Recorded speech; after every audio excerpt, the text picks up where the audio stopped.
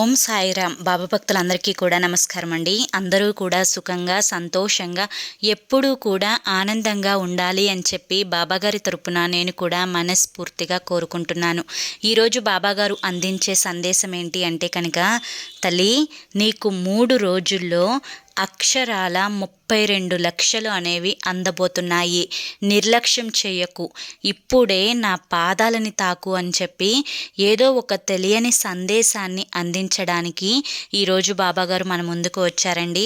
మరి బాబాగారు ఏ సందేశం అందించినా కూడా అది ఖచ్చితంగా మనకి జరగబోయేదే అయి ఉంటుంది అని చెప్పి మనకు తెలిసిన విషయమే. ఇంకా ఆలస్యం చేయకుండా బాబాగారి యొక్క సందేశం వినే ముందు మొదటిగా ఎవరికైతే బాబాగారంటే నమ్మకం ఉంటుందో, ఇష్టం ఉంటుందో, గౌరవం ఉంటుందో వారందరూ కూడా ఒక చిన్న లైక్ ఇవ్వడం మాత్రం అస్సలు మర్చిపోవద్దు. మన ఛానల్ని సబ్స్క్రైబ్ చేసుకోవడం కూడా అస్సలు మర్చిపోవద్దు. బాబాగారి సందేశం వినే ముందు చాలామంది కూడా గురువుగారి గురించి అడుగుతున్నారండి. కనుక నేను మరొక్కసారి చెప్తున్నాను. మానవ జీవితంలో కష్టాలనేవి సహజం. ఈ కష్టాలను పోగొట్టుకోవడానికి భగవంతుడు మనకు అనేక రకాల మార్గాలను సృష్టించారు. ఆ మార్గాలను ఈ గురువుగారు చూపిస్తారండి. మీకు ఎటువంటి సమస్యలున్నా కానీ ఆ సమస్యలకు పూజలు చేసి పరిష్కారాన్ని వెంటనే చెప్తారు. ఈ గురువుగారు పేరు శివరామరాజు గారు. శ్రీ షిరిడి సాయిబాబా ఆశీస్సులతో జ్యోతిష్యం చెప్తారు. Phone number 9959422552. ఎక్కడెక్కడో జ్యోతిష్యం చెప్పించుకొని ఇప్పటికే విసిగిపోయి ఉంటారు. ఒక్కసారి మీరు 100% నమ్మకంతో గురువుగారికి కాల్ చేయండి.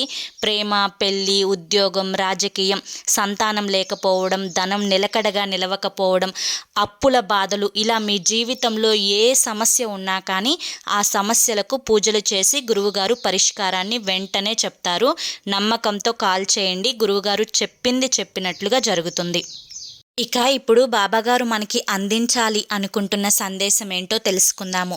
తల్లి, ఎన్నో రకాల సమస్యలతో నువ్వు సతమతం అవుతున్న సంగతి ఈ బాబాకి తెలియదు అని చెప్పి అనుకుంటున్నావా? ఒకవేళ నువ్వు అలా కనుక అనుకున్నట్లయితే పూర్తిగా నువ్వు నా మీద నమ్మకాన్ని దిగజారుచుకున్నట్లు లెక్కే.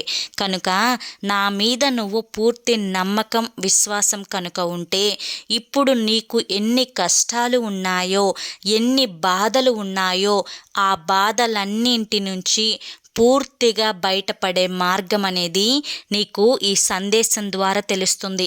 తల్లి, నువ్వు ఎక్కడ ఏ తప్పు చేస్తున్నావో ఈ చిన్న కథ ద్వారా నీకు చెప్తాను. అదేవిధంగా నీకు డబ్బులు వచ్చే మార్గాన్ని కూడా చెప్తాను. జాగ్రత్తగా తెలుసుకో అని చెప్పి ఒక చిన్న కథని మనకు బాబాగారు వినిపించాలి అనుకుంటున్నారు. దయచేసి ఈ కథలో ఉండే ఆంతర్యాన్ని మీరు పూర్తిగా వింటేనే తెలుసుకోగలుగుతారు. ఒక పెద్ద బావి ఉంది. ఆ బావిలో ఒక కప్ప, ఆ కప్పతో పాటు ఆ కప్ప యొక్క కుటుంబ సభ్యులు అన్నీ కూడా నివసిస్తూ ఉన్నాయన్నమాట. అయితే అందులో పెద్ద కప్పని చిన్న కప్పలు ప్రతిరోజు కూడా దూషించడం మొదలుపెట్టాయి. అంటే తిట్టడం, ఒకదానికి మధ్య గొడవలు అనేవి ఏర్పడుతూ ఉన్నాయి.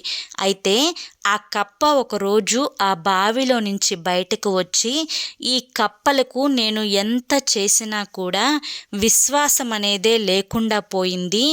నాకు శత్రువులుగా మారిన ఈ కప్పలన్నింటినీ కూడా అంతం చేస్తేనే నేను ఆనందంగా జీవితాన్ని గడపగలను అని చెప్పి ఆ కప్ప ఒక సర్పం దగ్గరికి వెళ్తుంది. ఆ సర్పం యొక్క సహాయం అనేది తీసుకుంటుంది.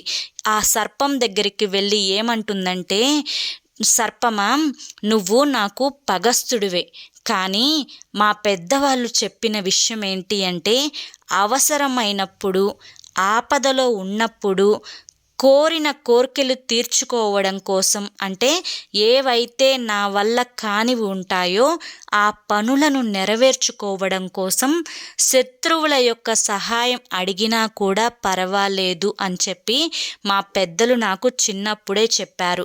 కనుక ఆ మాటలను ఆలకించి ఇప్పుడు ఆచరణలో పెడుతున్నాను.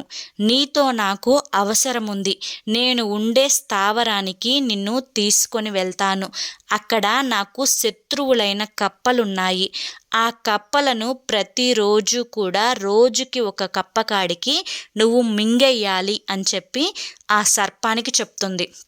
అప్పుడు సర్పం ఏమనుకుంటుందంటే మనసులో, ఆహా ఓసి పిచ్చి కప్ప, నువ్వు ఇంత చెప్పింది పెద్దవాళ్ళు చెప్పారు అని నా దగ్గరికి వచ్చావు. కానీ అవసరమైతే ఎదుటి వాళ్ళ కాళ్ళు పట్టుకోవాల్సి వస్తే అది నీకు సన్నిహితుడు స్నేహితుడు వాళ్ళ కాళ్ళు పట్టుకోవాలి, కానీ అవసరమైతే చచ్చిపోవాలి, కానీ శత్రువుల కాళ్ళు మాత్రం పట్టుకోకూడదు అని చెప్పి మీ పెద్దవాళ్ళు నీకు చిన్నప్పుడు చెప్పి ఉండరు. కనుక ఏదో పిచ్చి వాళ్ళు చెప్పిన మాటలు విని పగవాడైన నా దగ్గరికి వచ్చావు. ఇక నీ బ్రతుకుని నేను అంతం చేస్తాను చూడు అని చెప్పి కప్ప మనసులో అనుకొని పైకి మాత్రం తప్పకుండా నేను నీకు సహాయం చేస్తాను అని చెప్పి కప్పతోటి చెప్తుంది. ఆ మాట వినంగానే కప్ప చాలా సంతోషంతో సరే పద నా స్థావరానికి తీసుకొని వెళ్తాను అని చెప్పి ఆ పాముని తన వెంటే తీసుకొని ఆ బావిలోకి ఆ సర్పాన్ని తీసుకొని వెళ్తుంది. ఇక సర్పం అక్కడున్న పాములన్నింటినీ కూడా చూసి చాలా సంతోషపడుతుంది.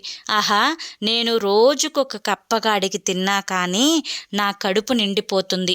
ఇక్కడ ఏంటి ఇన్ని కప్పలున్నాయి, ఇక నా పంట పండినట్లే అని చెప్పి మనసులో అనుకొని మొదటిగా నీ శత్రువు ఎవరో చెప్పు, ఒక కప్పని ఈరోజే తినేస్తాను అని చెప్పి ఆ పెద్ద కప్పని సర్పం అడుగుతుంది.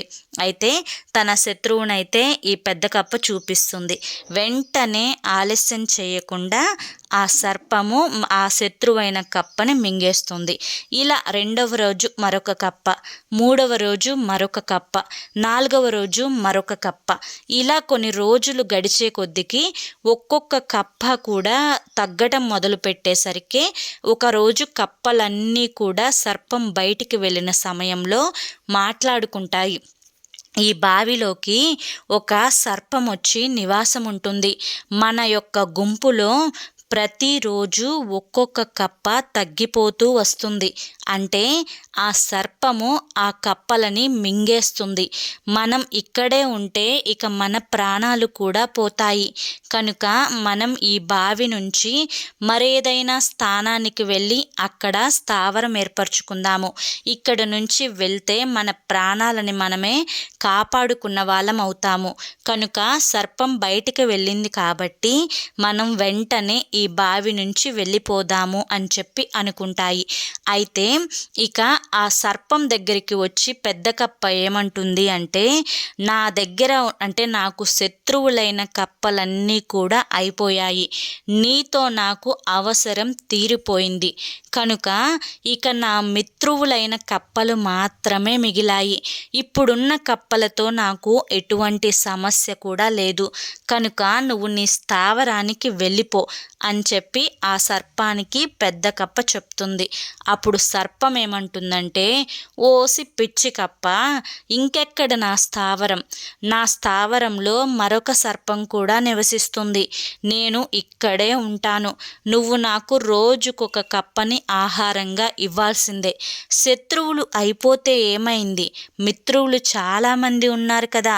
నీ యొక్క భార్య కప్ప ఉంది, నీ పిల్లల కప్పలున్నారు. ఇలా రోజుకొక కప్పను తింటే నా కడుపు నిండిపోతుంది. నేను ఇక్కడే ఉంటాను, కదలను అని చెప్పి సర్పం చెప్తుంది. అప్పుడు పాము చాలా అంటే కప్ప అప్పుడు చాలా భయపడిపోతుంది. వామ్మో, ఈ సర్పం ఏంటి నా భార్య కప్పను నా పిల్లల కప్పల్ని కూడా తినేస్తానంటుంది అని చెప్పి ఆ మిగతా కప్పలతో కలిసి ఇది కూడా మాట్లాడి వెంటనే ఆ సర్పం బయటికి వెళ్ళినప్పుడు ఆ గుంపు కప్పలన్నీ కూడా బావిలో నుంచి వెళ్ళిపోతాయన్నమాట. అలా బావిలో నుంచి వెళ్ళిపోయిన తర్వాత సర్పం బావిలోకి వచ్చి ఈ కప్పలన్నీ ఏమైపోయాయి అని చెప్పి ఆలోచన మొదలు పెడుతూ ఉంటుంది. అలా ఆలోచిస్తున్నప్పుడు అక్కడికి ఒక ముంగీస వస్తుంది. అంటే ఆ ముంగీస వచ్చి చెప్తుంది, ఏంటి కప్పలను తినడానికి ఇక్కడికి వచ్చావా? ఆ కప్పల కుటుంబం అంతా కూడా వేరొక స్థావరానికి వెళ్ళిపోయాయి. నిన్ను ఆ కప్ప అవసరానికి వాడుకొని పక్కకు నెట్టేసింది. నువ్వు కప్ప చేతుల్లో పూర్తిగా పిచ్చివాడిలా మోసపోయావు అని చెప్పడంతో ఈ సర్పానికి ఆ పెద్ద కప్ప మీద చాలా కోపం వస్తుంది. అప్పుడు ఆ ముంగీసకు చెప్తుంది, నువ్వు వెళ్ళి ఆ కప్పని పిలుచుకురా, నేను పిలుస్తున్నానని చెప్పి పిలుచుకురా అని చెప్తుంది. అప్పుడు ముంగీస పరుగున వెళ్ళి ఆ కప్ప దగ్గరికి వెళ్ళి చెప్తుంది, నిన్ను వెంటనే పాము పిలుచుకురమ్మంటుంది. నువ్వు వచ్చి ఆ పాముకి ఆహారంగా నువ్వు మారిపోవాల్సిందే. ఎందుకంటే నువ్వు శత్రువు దగ్గర సహాయం అడిగావు. ఆ శత్రువు నిన్ను ఎప్పటికైనా కానీ చంపి తినే తీరుతుంది. ఆ శత్రువు దగ్గర సహాయం కోరినంత మాత్రాన, అప్పటి వరకు దాని అవసరం, దాని ఆకలి తీర్చినంత మాత్రాన అది నీకు మిత్రువుగా ఎలా మారుతుందనుకున్నావు? నువ్వు ఒక పిచ్చి కప్పవు అని చెప్పి ఆ ముంగీస కప్పకి చెప్తుంది. అయితే ముంగీసకు కప్ప ఏం చెప్తుందంటే, ఇప్పటికే నేను చాలా మోసపోయాను. నా శత్రువుల కప్పలతో పాటు కొన్ని నా మిత్రులైన కప్పలు కూడా ఆ పాము మింగేసింది. కనుక నేను అక్కడికి రాను అని చెప్పి ఆ కప్ప అయితే ముంగీసుకు చెప్పి పంపిస్తుంది. అయితే ఇక ఆ పాము తన దారి తను చూసుకుంటుంది. ఈ కప్ప ఉన్న కప్పలతో సంతోషంగా ఉంటుంది. ఈ కథ ద్వారా మనకు బాబాగారు చెప్పాలి అనుకున్న నీతి ఏంటి అంటే కనుక, తల్లి, నువ్వు ఎవరైతే నీ మిత్రులు అని చెప్పి పొరపాటు పడుతున్నావో వారు ఇది వరకు నీకు శత్రువులు. ఎందుకంటే నువ్వు సంతోషంగా ఉన్న సమయంలో, నువ్వు ఆరోగ్యంగా ఉన్న సమయంలో వారు నిన్ను చూసి ఏ విధంగా ఏడ్చారు, ఏ విధంగా తన కుట్రను కుళ్ళును చూపించారు, ఏ విధంగా నీ మీద పక్షపాతంగా ఉన్నారో నువ్వు మరచిపోయి వారితో మళ్ళీ స్నేహంగా ఉండాలి అనే ఆలోచన చేస్తున్నావు. తల్లి, నీ యొక్క ఆలోచన నీ వరకు మాత్రమే ఉంచుకో. ఎందుకంటే నీ యొక్క ఆలోచన అనేది నువ్వు ఆచరణలో పెట్టే ప్రయత్నం చేస్తే నువ్వు కూడా కప్పలాగా పిచ్చిదానివైపోతావు. ఎప్పటికైనా కానీ ఎవరైనా కానీ మొదటి నుంచి నీతో ఎలా ఉన్నారో వాళ్ళ ప్రవర్తనలో ఎటువంటి మార్పు అనేది రాలేదు. కనుక ఇక వారి మీద నువ్వు ఎటువంటి ఆశలు పెట్టుకోకు. వారు మారారు అనే గుడ్డి నమ్మకాన్ని పెట్టుకోకు. నువ్వు శత్రువులుగా భావించమని ఈ బాబా ఎవ్వరికీ కూడా ఎదుటి వారి గురించి చెప్పరు. కానీ కొంతమంది మనుషులు మాత్రం వారి యొక్క పుటకతో వచ్చిన బుద్ధి అనేది వారు చనిపోయేంత వరకు పోదు. కనుక అటువంటి వారితో జాగ్రత్త అనేది నీ భవిష్యత్తుకు అవసరం అని చెప్పి నేను నీకు ఈరోజు ముందుగానే తెలియపరుస్తున్నాను. ఒకవేళ నువ్వు వారితో మంచిగా ఉండాలని నీ యొక్క మంచి మనసుతో నువ్వు ఆలోచించినా వారు నిన్ను పైకి రాకుండా నీ యొక్క ఆలోచనలను నువ్వు వారితో పంచుకోవడం వల్ల నీ ఆలోచనలను ముందుగానే తెలుసుకొని వాటిని ఆపేసే ప్రయత్నం అనేది వాళ్ళు చేయడం మొదలు పెడతారు. కనుక ఇటువంటివి ఏవి కూడా నువ్వు మనసులో పెట్టుకోకుండా నేను ఎప్పుడూ చెప్పినట్లుగానే మళ్ళీ ఇప్పుడు కూడా నీకు చెప్తున్నాను, బిడ్డా, నీకు నువ్వు మాత్రమే ఈ జీవితంలో నిజమైన స్నేహితుడివి. నీకు నువ్వు మాత్రమే నిజమైన మిత్రుడివి. ఈ భూమి మీద నీకు నువ్వు మాత్రమే ఏదైనా మంచి చేసుకోగలుగుతావు.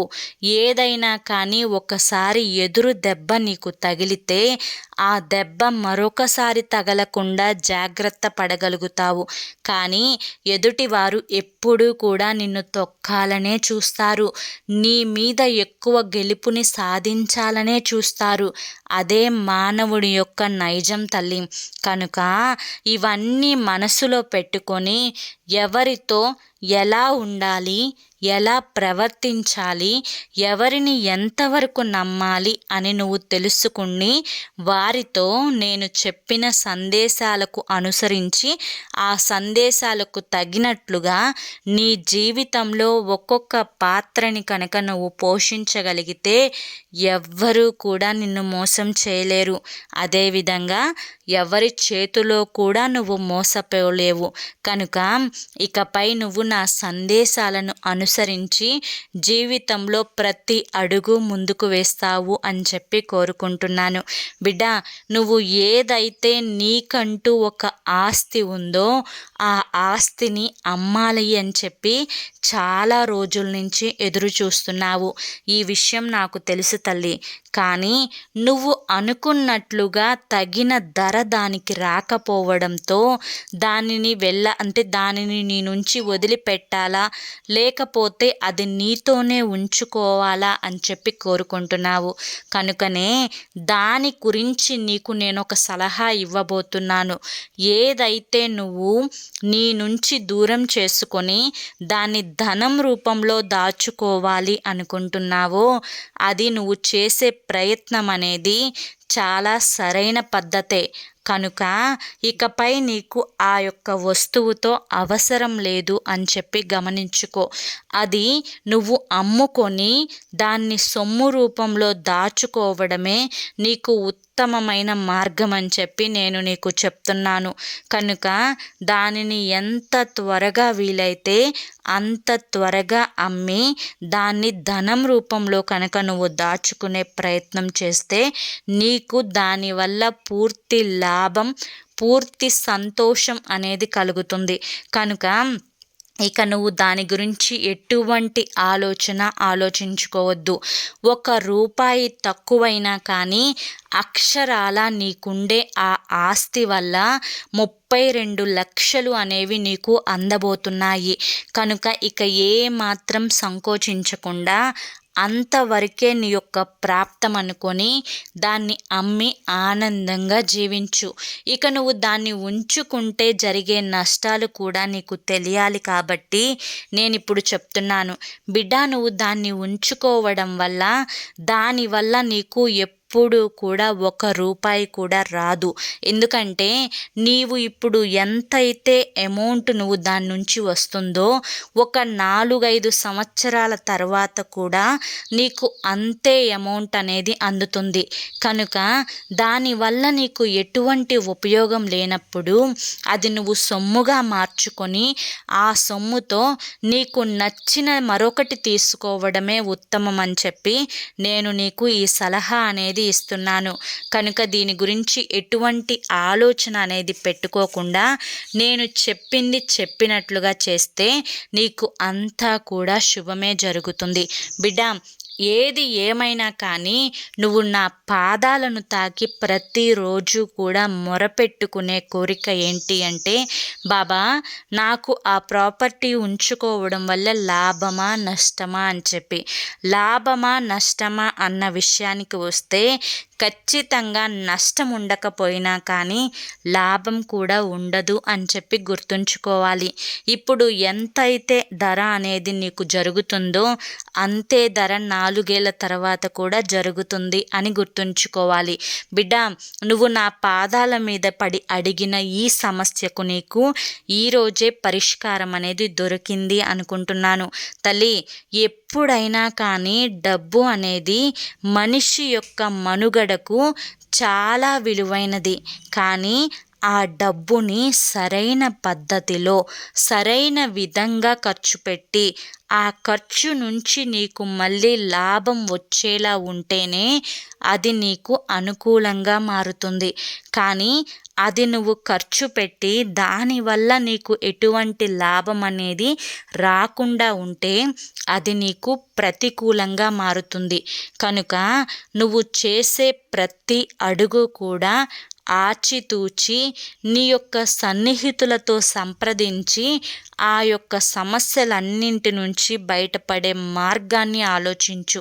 ఇప్పటి వరకు నీకున్న అనుభవాల ఆధారంగా తెలుసుకున్న విషయాలు అన్నీ కూడా నువ్వు జీవితంలో ఎదగడానికి తప్పకుండా ఉపయోగపడతాయి. కనుక ఎదుటి వారి యొక్క సలహాలు తీసుకో, కానీ ఆ సలహాలనే నువ్వు పాటించే ప్రయత్నం చేయవద్దు. నీ వరకు నువ్వు ఏదైతే ఆలోచిస్తున్నావో అదే వాస్తవం అని చెప్పి గమనించుకో. అదే నిన్ను ముందడుగు వేస్తుంది అని కూడా, ముందడుగు వేసేలా చేస్తుంది అని కూడా గుర్తుంచుకో. బిడ్డ, నీ కోసం నేను చెప్పే ఏ మాట అయినా కానీ భవిష్యత్తులో నిన్ను ఒక గౌరవప్రదమైన స్థానంలోనే నుంచోపెడతాయి. కనుక నా మీద నమ్మకంతో నేను చెప్పిన సందేశాలను ఆచరిస్తావు అని చెప్పి అనుకుంటున్నాను అని చెప్పి ఈరోజు బాబాగారు మనకి చాలా చక్కటి సందేశాన్ని అందించారండి. ఈ సందేశంలో ఆంతర్యం ఏంటో మీ అందరికీ కూడా ఇప్పటికే అర్థమైపోయి ఉంటుంది. మరి బాబాగారి సందేశం మన మంచు కోసమే అని చెప్పి మీరు కనుక భావించినట్లయితే మన వీడియోకి ఒక చిన్న లైక్ ఇవ్వడం మాత్రం అస్సలు మర్చిపోకండి. అంతేకాకుండా మన ఛానల్లోకి కొత్తగా వస్తే బాబాగారి సందేశాలు వినడం కోసం మన ఛానల్ని సబ్స్క్రైబ్ చేసుకొని సపోర్ట్ చేయండి.